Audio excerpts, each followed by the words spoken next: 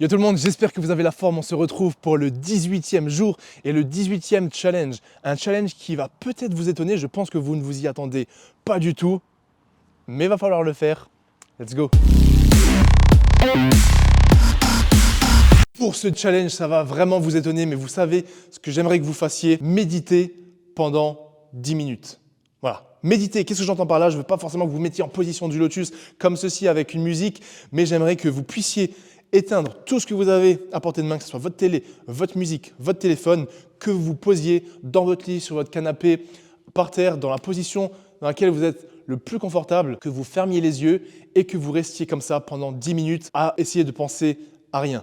J'aimerais, c'est très dur. Il y a une époque, j'essayais de commencer la méditation, j'ai arrêté assez rapidement. Je suis le genre de mec qui dit ah, ça sert à rien. Je dis toujours que je suis le genre de mec qui dit que ça sert à rien, mais ce que j'aimerais que vous fassiez vraiment, essayez de prendre le temps de faire ça. Vous ne l'avez peut-être jamais fait de votre vie, donc c'est le moment d'essayer. Et même si tu es là et tu dis c'est de la merde, fais-le. Mec, j'étais le premier à dire ça, je l'ai fait plusieurs fois et je m'engage dans cette vidéo à le refaire aussi. Bien évidemment, je ne vais pas vous filmer là maintenant 10 minutes en train de le faire, mais s'il vous plaît, faites-le. Ça peut faire énormément de bien au cours d'une journée, au cours d'une semaine qui est chargée de tout éteindre, tout poser, de se mettre juste comme ça, assis. Et mettez juste un timer de 10 minutes. Si ça vous paraît vraiment trop long, faites au moins 5 minutes, mais s'il vous plaît, faites-le. Posez-vous et ce que j'aimerais que vous fassiez une fois que vous fermez vos yeux, c'est faut que vous essayiez d'enlever toutes les pensées que vous avez en vous. Bien évidemment, vous allez penser à plein de trucs, mais dès qu'il y a une pensée qui arrive, essayez de faire abstraction de ça et de vous concentrer juste sur votre corps. Ensuite, on se concentre sur votre respiration et pensez à rien d'autre que vous, votre présence et votre respiration. Et je peux vous assurer que la méditation, ça a vraiment un gros pouvoir. Je ne suis pas le genre de mec qui croit ce genre de choses, parce que je ne le fais pas.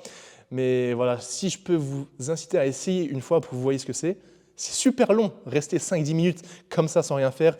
Mais voilà. Et au niveau des cadeaux, moi je vous offre 50 € sur le site de MyProtein, mais seulement si tu médites. Donc si tu veux participer, tu as juste à laisser un commentaire pour tenter de gagner 50 € sur le site de MyProtein. Et je vais profiter du coup de cette vidéo, comme je ne peux pas forcément vous filmer les 10 minutes de méditation, pour répondre à pas mal de vos questions, de vos interrogations, mon avis sur X, mon avis sur Y. Je vous ai demandé ça sur Instagram et sur YouTube. J'ai pris les trucs les plus pertinents. J'ai vraiment kiffé les questions que vous m'avez posées. Donc, je pense que je ferai une partie 2. Donc, voilà, bon visionnage. N'oubliez pas de vous abonner, de méditer 10 minutes et enjoy la vidéo. Donc là, j'en ai deux qui se rejoignent et c'est revenu très souvent.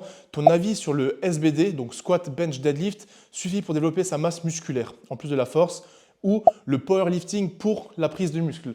C'est très intéressant et je ne sais pas pourquoi ça revient autant en ce moment, mais je pense que ma réponse est claire là-dessus. Est-ce que le powerlifting, ça suffit pour la prise de muscle ou est-ce que ça peut faire prendre du muscle? La réponse est bien évidemment que oui, parce qu'il y a quand même des charges. On fait du squat, du bench, du deadlift, on travaille absolument tous les muscles du corps. Sur le bench, on aura les pecs, les épaules, les triceps. Sur le deadlift, on aura quand même les trapèzes en isométrique, toute la chaîne postérieure, le squat, pareil, les quadriceps. Donc oui, clairement, vous allez progresser sur votre physique, surtout que si vous faites du powerlifting, vous allez augmenter les charges au fil des semaines, puisque vous allez prendre de la force. Et donc si vous augmentez les charges, vous avez la surcharge progressive, vous allez toujours à une proximité de l'échec, donc il y aura le processus d'hypertrophie, et ce, quel que soit que vous fassiez 3, 4, 5, 6 reps, si vous êtes proche de l'échec régulièrement et que vous avez une surcharge progressive, vous allez prendre du muscle. Et maintenant, la question, c'est est-ce que c'est optimal le powerlifting pour la prise de muscle? Là, bien évidemment que non. Donc oui, le SBD, ça va suffire à progresser physiquement, mais si tu veux que progresser physiquement ou si tu veux optimiser ta prise de muscle, il ne faut pas faire du SBD ni même du powerlifting tout court. Parce que c'est comme, regarde, si tu veux faire un marathon, si tu fais que des sprints, bien évidemment que tu vas progresser, bien évidemment que tu vas courir plus vite et bien évidemment que tu vas progresser sur ton marathon. Vraiment, si tu fais que des sprints régulièrement, tout le temps pendant un an, tu vas progresser sur ton marathon. Mais est-ce que c'est la meilleure des choses à faire? Non, ce qu'il faut faire, c'est des sorties longues. Et là, c'est un peu pareil. Est-ce que le powerlifting, ça va te faire progresser physiquement? La réponse, c'est oui. Mais si tu veux progresser physiquement, il ne faut pas faire du powerlifting, parce que c'est un petit peu contradictoire. C'est soit tu veux faire de la force et du power, et tu fais du power, soit tu veux faire du body, des compètes de body et prendre du physique, tu fais du coup un entraînement focus body, ou alors tu aimes faire les deux, comme moi, et tu essaies de toucher un petit peu à tout, et là, vu que tu fais un petit peu de tout, forcément, tu vas progresser un petit peu partout. Donc la réponse, SBD suffit pour prendre du muscle? Oui, ça suffit. Est-ce que c'est optimal? Bah non, parce que c'est logique et c'est dans le nom. Powerlifting, c'est pour la force. Bodybuilding, c'est pour le body. Powerbuilding, c'est un mix des deux. Donc il faut choisir dans quelle catégorie on veut rentrer. Qu'est-ce que je pense de l'influence des réseaux sociaux sur la muscu? Donc ça, c'est une question très intéressante. L'influence des réseaux sociaux sur la muscu, parce que je pense qu'il y a une part de positif, une part de négatif. Mais je pense que dans la globalité, l'influence des réseaux sociaux, ça donne quand même un aspect positif à toute la pratique de la muscu. J'aimerais parler plutôt de la pratique sportive, mais là la question c'est sur la muscu. Donc je vais traiter d'abord le négatif et ensuite le positif. Donc pour moi le négatif d'abord c'est tout ce qui est fausse croyance. Voilà, tout ce que les... voilà, il y a quand même beaucoup de mythos dans le monde de la muscu, du fitness, notamment sur le dopage, etc. Vous l'aurez deviné. Et ça, je pense, ça donne de mauvaises perceptions, voire même une distorsion de la réalité pour certaines personnes. Et on ne sait plus forcément ce qui est atteignable sans produits dopants, avec produits dopants. Et ça, voilà, entre les gens qui font de ça leur business, etc., je trouve ça, c'est vraiment un aspect très négatif, notamment pour les jeunes ou les personnes qui commencent la muscu et qui ne connaissent pas forcément tout ça. Mais maintenant, l'aspect positif, c'est que les réseaux sociaux, ils aident énormément de gens à se reprendre en main, à se bouger. On peut trouver absolument toutes les informations sur les réseaux aujourd'hui, que ce soit YouTube, Instagram, TikTok. Mais j'aimerais juste préciser qu'il faut quand même faire attention aux sources qu'on va choisir. Surtout sur TikTok, je pense que les meilleures sources aujourd'hui pour s'instruire, c'est YouTube et Instagram. Si on parle des réseaux sociaux, hein, je ne parle pas des publicités scientifiques, etc. Mais juste avec TikTok, je pense qu'il faut faire attention parce qu'il y a beaucoup de gens qui veulent juste buzzer, juste percer. Et ça peut faire que, voilà, peu importe ce qu'on va dire, tant qu'on veut le buzz, on ne fait pas forcément des choses qui sont extrêmement honnêtes ou des choses auxquelles on croit vraiment, où on peut voilà, donner, faites ces 5 choses pour perdre du gras, mangez ces 5 choses pour devenir une machine de guerre, fais cet exercice pour exploser tes pecs. Et je pense que dans toute cette dose d'informations, si on sait trier, sélectionner, on est bien. Mais c'est vrai que maintenant, si quelqu'un débute la muscu et que tu le lâches comme ça sur YouTube, TikTok, Instagram, il ne va pas forcément savoir qui écouter, qui suivre, parce qu'il y a beaucoup d'informations qui vont, l'un il dit ça, l'autre il dit l'autre, il ne va pas savoir ce qu'il peut atteindre naturellement au niveau de son physique, au niveau de ses perfs. Et ça, c'est juste l'aspect négatif. L'aspect positif, c'est que ça motive énormément de gens, on a beaucoup d'informations, on peut tous se motiver, etc. Et ça permet à certaines personnes de vivre leur passion, moi le premier. Et l'aspect négatif, c'est juste, comme je l'ai dit, tout ce qui est un petit peu vendeur de rêve, on va dire. Mes questions très intéressantes qu'on pourrait élargir sur qu'est-ce que je pense des réseaux sociaux sur le sport en général. Mais là, la réponse, elle serait un petit peu trop longue. Mais je pense que l'impact est vraiment positif parce que ça a permis aussi de moderniser la pratique sportive, la pratique du fitness et de la musculation au cours de ces dernières années, bien évidemment. Mon avis sur s'entraîner à jeun. Ça aussi, quelque chose qui revient régulièrement. S'entraîner à jeun, oui, non, est-ce qu'il faut, est-ce qu'il ne faut pas? Ma réponse, elle va être très claire. Si tu aimes t'entraîner à jeun, que ça te convient, que tu progresses et que c'est adapté à ton mode de vie, entraîne-toi à jeun, ça sera parfait. Mais maintenant, si tu n'aimes pas t'entraîner à jeun, si ça t'empêche de progresser, que tu es KO et que tu as faim le matin, ne t'entraîne pas à jeun. En fait, pour moi, ce n'est même pas une question à laquelle il faudrait répondre et c'est juste du bon sens. C'est que si tu aimes t'entraîner à jeun et que ça te fait du bien, comme c'était mon cas pendant très très longtemps, alors il faut le faire. Mais si tu sens que le matin, tu es KO si tu ne manges pas ou si tu as extrêmement faim et que tu ne performes pas le matin si tu n'as pas mangé, alors prends ton petit déjeuner et va t'entraîner. Mais je ne pense pas que ça soit une obligation de manger si on n'en a pas forcément le besoin. Moi, pendant très très très longtemps, pendant toutes mes premières années et même là encore régulièrement, je m'entraîne ou je m'entraînais à jeun. J'ai très bien progressé sur mes perfs, sur mon physique parce que ça me convenait, j'avais pas faim le matin, je prenais mon café, j'allais à la salle. Après le training, bien évidemment, je prenais directement les protes, etc. Mais si ça vous convient, faites-le. À l'inverse, je connais par exemple mon frère qui ne pouvait pas ne pas manger le matin, sinon il était KO par terre et tête qui tourne, etc. Alors ne vous entraînez pas à jeun et prenez ce qui vous convient sans avoir de soucis de digestion. C'est un petit peu comme le jeûne intermittent. Le jeûne intermittent, ça ne va pas vous permettre de perdre plus de gras. Donc si ça vous convient à votre mode de vie, faites-le. Mais si vous n'aimez pas faire du jeûne intermittent ou avoir des longues périodes de jeûne, ne le faites pas. Parce qu'il n'y en a pas un qui est supérieur à l'autre tant que ça vous convient. C'est mieux de faire quelque chose qu'on aime et qu'on va tenir sur le long terme que faire quelque chose où on peut avoir un très léger bénéfice mais qui nous saoule régulièrement. Donc voilà, s'entraîner à jeun, ma réponse elle est claire, si ça vous convient, si vous aimez ça, faites-le, parce qu'il y en a plein qui progressent avec, il y en a plein qui aiment ça, mais si vous n'aimez pas, si ça ne vous convient pas, ne le faites pas. Je pense peut-être quand même que d'un point de vue grosse performance, par exemple si tu vas aller courir un marathon le matin, va pas le faire à jeun. Mais si on parle de petites séances de muscu, là bien évidemment tu peux t'entraîner à jeun. Pareil, si tu fais un petit footing de 5-10 km, tu peux le faire à jeun, mais si tu vas faire un trail de 30 km ou que tu as un gros squat bench deadlift avec tous tes max, évite de le faire à jeun, mais là encore une fois, c'est du bon sens. Ton avis sur cette phrase? Tu devrais profiter, phrase qu'on me dit tout le temps quand je m'entraîne au lieu de sortir ou que je travaille tard sur des projets. Donc ça, je pense que c'est une question très intéressante, très pertinente, surtout aujourd'hui au vu de comment sont les réseaux, comment est le monde et comment est la société actuelle. Déjà pour moi, profiter, c'est différent pour tout le monde. Quelqu'un qui va bosser tard sur ses projets jusqu'à minuit, s'entraîner, peut-être qu'il vit sa meilleure vie parce que c'est ce qu'il aime au plus profond de soi, c'est ce qu'il veut de sa vie et il va profiter. Et à l'inverse, quelqu'un d'autre qui va sortir tous les soirs, pour lui, ça va être profiter. Est-ce que l'un est mieux que l'autre? Ça dépend de la vie qu'on veut mener, ça dépend des projets qu'on a, mais je pense qu'il n'y a personne qui devrait te dire tu devrais profiter ou tu devrais faire plutôt aussi ou genre tu bosses trop. Ça, c'est un truc que j'ai toujours détesté. Et moi, quand j'étais en cours, je sortais quasiment jamais, voire même jamais. J'allais jamais en boîte, j'aime pas aller dans des bars parce que je rentrais, je bossais sur mes projets, j'allais m'entraîner. Après, quand je rentrais, je rebossais sur mes projets, je me couchais pas forcément trop tard. Et j'aimais ça parce que j'avais ma vision, je sais où je veux être plus tard, je sais les sacrifices que ça demande et je sais ce que je dois faire pour accomplir les projets que je veux. Et si quelqu'un vient me dire mais tu dois sortir, je lui disais mec, je m'en fous de sortir, qu'est-ce que ça va m'apporter de me coucher tard, de me lever demain, d'être KO, alors que la soirée elle m'aura saoulé parce que j'aurais rien fait. Moi littéralement je détestais aller en boîte, d'ailleurs c'est pour ça que j'y allais jamais, mais les peu de fois où j'y allais, c'était horrible. Genre je rentrais super tard, tu te lèves le matin, soit tu te lèves tôt comme d'habitude mais t'es explosé, soit tu te lèves tard et tu as l'impression que ta journée, t'as plus de journée parce que tu te lèves, il est 10 h. Et je trouve que c'est horrible. Donc moi par exemple, ça fait littéralement 5-6 ans que je ne me suis pas levé après 8 heures. Parce que si je me lève trop tard, j'ai l'impression d'avoir raté une partie de ma journée sur laquelle j'aurais pu m'entraîner, bosser, préparer des nouveaux projets. Et là, il y a des gens qui vont me dire ouais mais il faut profiter, il faut se reposer. Mais si tu te couches plus tôt, tu te reposes, ça suffit largement. Donc voilà, qu'est-ce que je pense de ce tu devrais profiter? Je trouve que c'est dommage qu'il y ait des gens qui disent aux autres quoi faire. Surtout quand ces mêmes personnes, elles n'ont pas forcément de but précis dans la vie. Et je ne dis pas que sortir c'est mauvais. Si tu veux sortir, tu sors.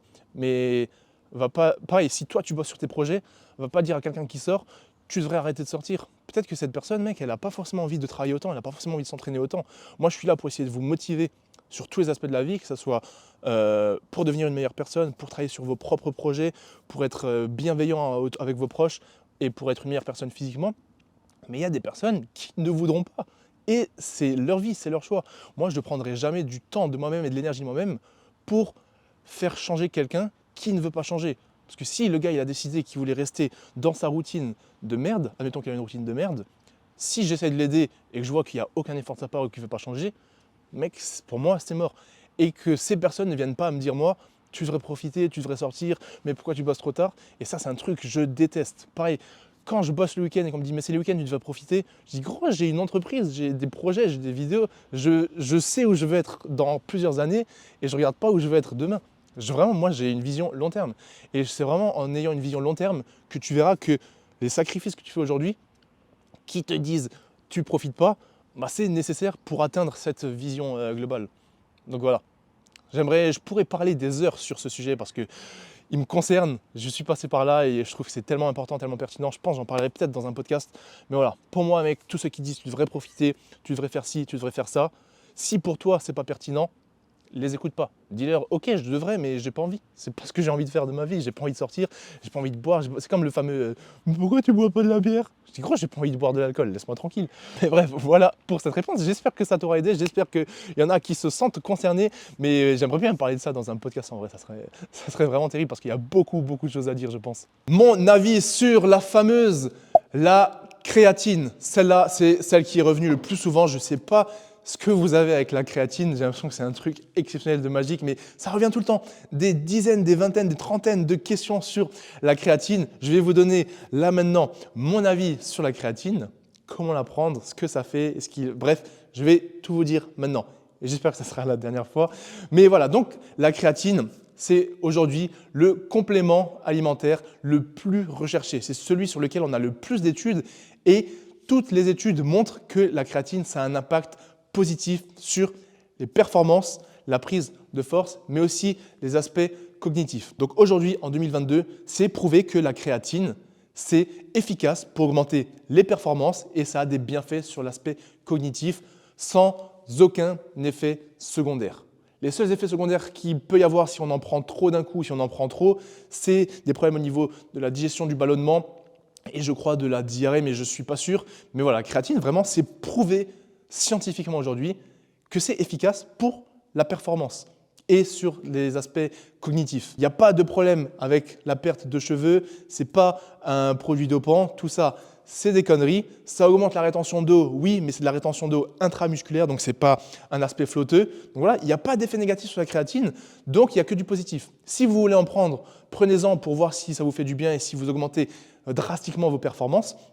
Mais si vous n'avez pas un bon mode de vie, un bon entraînement, une bonne récupération, ce n'est pas la créatine qui va changer votre vie. Donc voilà, créatine, c'est positif, il n'y a pas de négatif. Si vous voulez en prendre, let's go, parce que c'est le complément le plus recherché. Donc, vous n'aurez pas de problème avec ça. Comment la prendre? Quand en prendre? Il faut en prendre au quotidien à raison de 5 grammes par jour. C'est mieux de prendre avec une source de glucides pour une meilleure assimilation, mais ça encore, je ne suis même pas sûr. Mais voilà, prenez-en 5 grammes au quotidien. Évitez juste de la prendre avant votre séance parce qu'il me semble que c'est un effet hypoglycémiant, donc vous pouvez avoir un petit coup de mou, un petit coup de barre pendant votre séance. Mais sinon, quand vous voulez, pendant la journée, 5 grammes. Idéalement en post-workout avec une source de glucides pour la meilleure assimilation.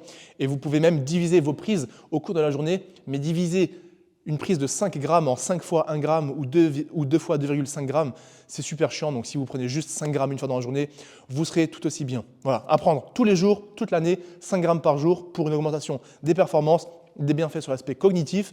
Tout le monde peut en prendre, tout le monde devrait même peut-être en prendre. Et voilà, mon point de vue et mon avis sur la créatine. Ton avis sur le CrossFit? Celle-là, elle est revenue énormément. Je ne sais pas pourquoi vous voulez autant mon avis sur le CrossFit. Je vais répondre si je vais juste dire oui ou non. Enfin, est-ce que j'aime? Je pense que le CrossFit, c'est extrêmement bien. Pourquoi? Tout simplement parce que ça travaille absolument tout le corps et sur toutes les filières. Ça va travailler la force, l'endurance, l'agilité, la proprioception. Quelqu'un qui a un très gros niveau de CrossFit, c'est une machine de guerre. C'est un monstre partout. Il pourra être fort partout, il pourra faire des exercices de poids de corps, il sera fort en street workout, il aura de la force sur les mouvements de powerlifting, il aura un bon physique, il aura un bon cardio. Et l'inverse n'est pas vrai. Tu prends un mec qui est très fort en body, il ne sera pas forcément extrêmement bon power, il ne pourra pas forcément courir un marathon, ou il n'aura pas forcément des bonnes perfs en cardio ou street workout. Pareil pour le power, tu auras des très bons power qui n'auront pas forcément un physique énorme ou qui ne seront pas forcément bons en cardio, mais je suis convaincu que l'élite du CrossFit, c'est des machines de guerre. Bien évidemment, il y a l'aspect du dopage, on ne parle pas ici du dopage, mais pour cette raison, je pense que le CrossFit, c'est très bien. Et en tant que gymnaste et sportif depuis toujours, tu ne peux pas dire que le CrossFit, c'est pas bien. Ce qui est pas bien, c'est quand parfois il y a des espèces de sectes autour du CrossFit, donc le mec il dit « Moi je fais du CrossFit » et qui croit qu'il est meilleur que toi. Ça, c'est hyper chiant, je suis d'accord, mais le CrossFit en lui-même, c'est extrêmement bien. Ça développe toutes les aptitudes physiques de l'humain, genre vraiment toutes, que ce soit la proprioception, l'endurance, la force, le physique, tout. Et pour cette raison, je trouve que c'est exceptionnel. Maintenant, tout ce qui est dopage et hypocrisie dans le CrossFit, c'est comme dans tous les sports, ça je trouve que c'est de la merde, bien évidemment. Et tout ce qui est moi je fais du CrossFit, c'est mieux que la muscu, ça pareil, c'est de la merde. Genre, on peut pas comparer, si quelqu'un dit que son sport c'est le meilleur, c'est que le mec il a rien compris. Parce que chacun a ses objectifs, chacun fait ce qu'il veut. Donc voilà, qu'est-ce que je pense du CrossFit? Le sport, c'est exceptionnel. C'est pas que j'aimerais pas en faire, mais c'est juste que j'ai pas le temps. Moi, j'ai mon focus sur mes entraînements et je peux pas non plus faire tous les sports en même temps. Mais à choisir, ça me dérangerait pas du tout de faire du CrossFit. C'est comme les sports de combat, genre la lutte, j'adore ça. J'en ai fait un peu et je trouve que c'est trop stylé. Mais ça rentre pas dans mon emploi du temps, donc c'est juste pour cette raison que j'en fais pas. Mais voilà, le CrossFit, c'est très bien. Et tous les petits points négatifs, c'est juste ce que j'ai évoqué, l'hypocrisie autour du dopage et tous les délires que CrossFit, on pense qu'on est les meilleurs parce qu'on fait du CrossFit. Ça, je trouve que c'est un peu con.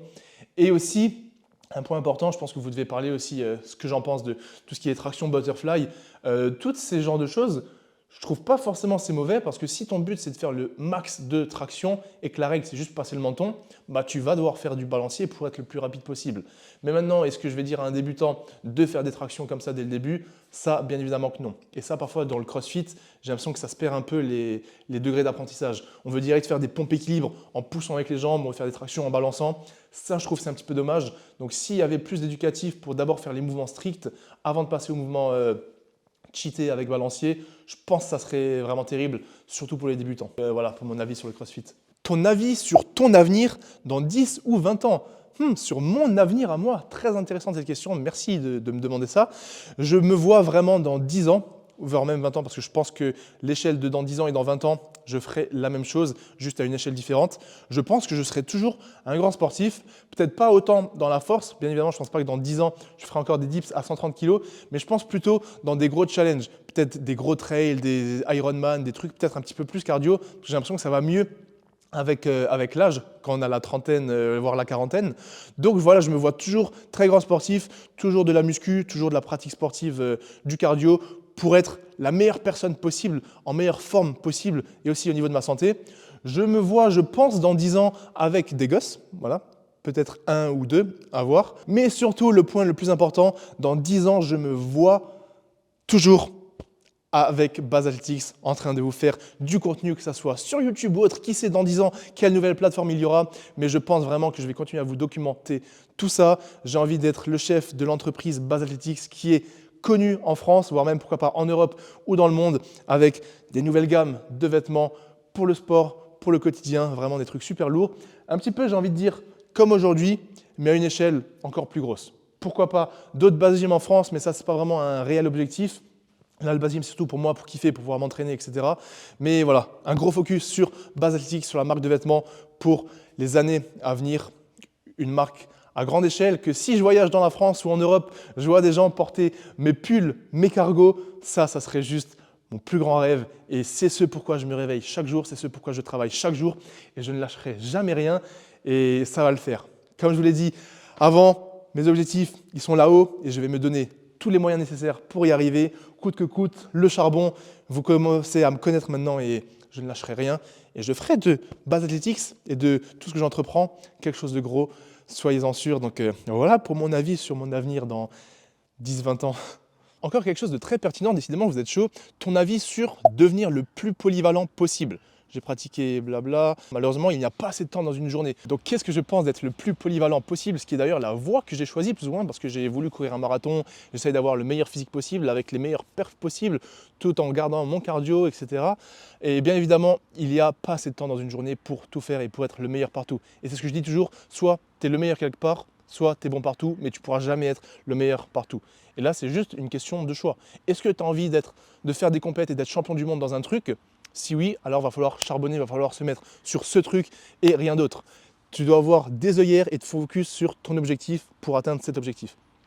Mais si ton objectif, ce n'est pas forcément de faire des compétitions, mais d'être bon partout, d'avoir un niveau moyen, bon, honorable partout, alors tu ouvres tes œillères et tu touches à tout régulièrement.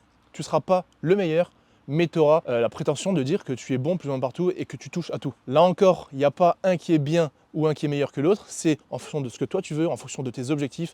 Donc moi, je préfère être le plus polyvalent possible et toucher un petit peu à tout que me focus sur une seule discipline. C'est pour ça que j'essaye d'alterner le cardio, la force, la muscu et que j'essaye de jongler entre tout ça. Je sais bien que je ne suis pas le meilleur, je n'ai pas les meilleurs perfs, je n'ai pas le meilleur physique, je n'ai pas le meilleur cardio, mais je suis bon un petit peu partout, je kiffe ça, je me sens bien dans mon corps et c'est ce que j'aime.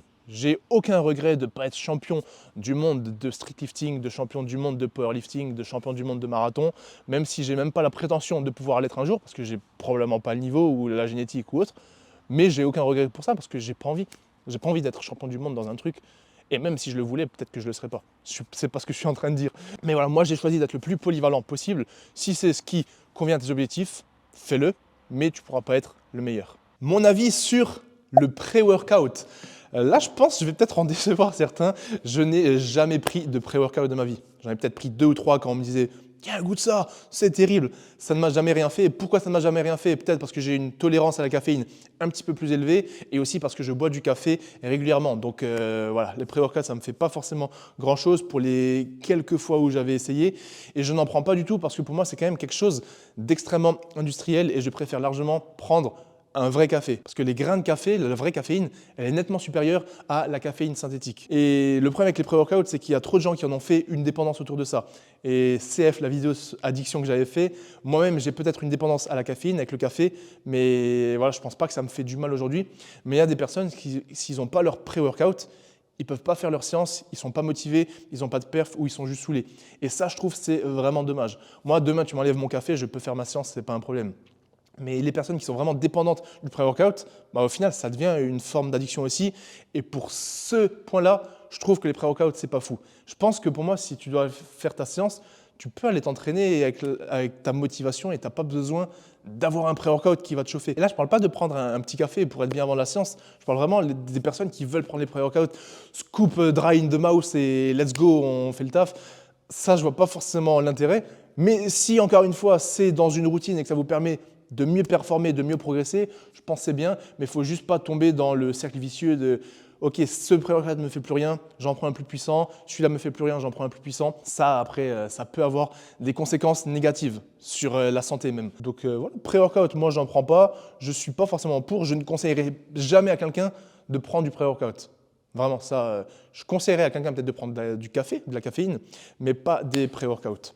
Donc voilà mon avis pour ça, qui n'est pas forcément le meilleur des avis. Je ne dis pas que j'ai raison, mais c'est mon avis. Voilà, on arrive à la fin de cette vidéo. J'espère que vous avez kiffé ce format. Moi, perso, j'ai adoré. Je pense même que je vous ferai une partie 2 parce que j'ai trouvé ce format super cool. Et j'espère que vous avez aimé mes réponses, que ça vous aura donné matière à réflexion parce que c'était l'objectif aussi de cette vidéo. Et voilà, on arrive à la fin. N'oubliez pas de vous abonner et n'oubliez pas de valider le 18e challenge. Méditez pendant 10 minutes, faites-le, on peut tous le faire. Et voilà, moi je vous retrouve demain pour une nouvelle vidéo, une nouvelle journée, un nouveau challenge et surtout de nouveaux cadeaux. Ciao la MIF et force à vous. Je suis loin.